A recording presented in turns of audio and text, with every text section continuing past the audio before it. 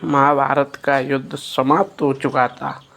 18 दिनों तक चले इस भीषण संग्राम के बाद कुरुक्षेत्र की धरती पर एक अजीब सी शांति छा गई थी। जहाँ कभी शंखनाद, धनुषों की टंकार और वीर की गर्जना गूंजती थी, वहाँ केवल अब बहती हवा की सिसकारियाँ सुनाई देती थीं। हजारों महान योद्धाएं धरती पर वीर गति को प्राप्त हो चुके थे।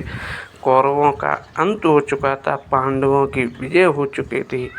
चारों ओर ऐसा प्रतीत हो रहा था कि अब सब कुछ समाप्त हो गया। लेकिन उसी समय एक ऐसी घटना घटी जिसने स्वयं अर्जुन को भी आश्चर्यचकित कर दिया। एक ऐसा रहस्य जिसके बारे में बहुत कम लोग जानते हैं। वह रहस्य था अर्जुन के दिव्य रथ का। वही रथ जिस पर बैठकर अर्जुन ने भीष्म पितामह जैसे योद्धाओं का सम्मान किया था। उसी रथ ने द्रोणाचार्य के अस्त्र शस्त्रों का प्रहार सहा था। उसी रथ ने कर्ण के प्रचंड बाणों और अनेक महारथियों के विनाशकारी आक्रमण को झेला था। 18 दिनों तक वह रणभूमि में अड़िग खड़ा रहा, लेकिन युद्ध समाप्त होने के कुछ ही क्षण बाद वह रथ अचानक प्रचंड अग्नि की लपटों में गिर गया। देखते ही देखते वह पूरी तरह जलकर खाक हो गया। अर्जुन यह दृश्य देखकर स्तंभित रह गए। उन्होंने आचार्य से भगवान श्री कृष्ण की ओर देखा और पूछा, प्रभु यह क्या हुआ? यह वही रथ है जिसने पूरे युद्ध में मेरा साथ दिया, यह अब अचानक कैसे जल गया? भगवान श्री कृष्ण मुस्कुराए। उन्होंने शांत स्वर में कहा, पार्थ, यह रथ तो बहुत पहले ही जल चुका था। अर्जुन कुछ समझ नहीं पाए। श्री कृष्ण आगे बोले, भीष्म, द्रोण, कर्ण और अनेक महासाथियों ने इस रथ पर ऐसे अस्त्र चलाए जिसकी शक्ति से उसी समय भस्म कर सकती थी, लेकिन मैं इस रथ पर उपस्थित था। मेरी उपस्थिति और मेरी कृपा ने उन सभी अस्त्रों के प्रभाव को रोक रखा था।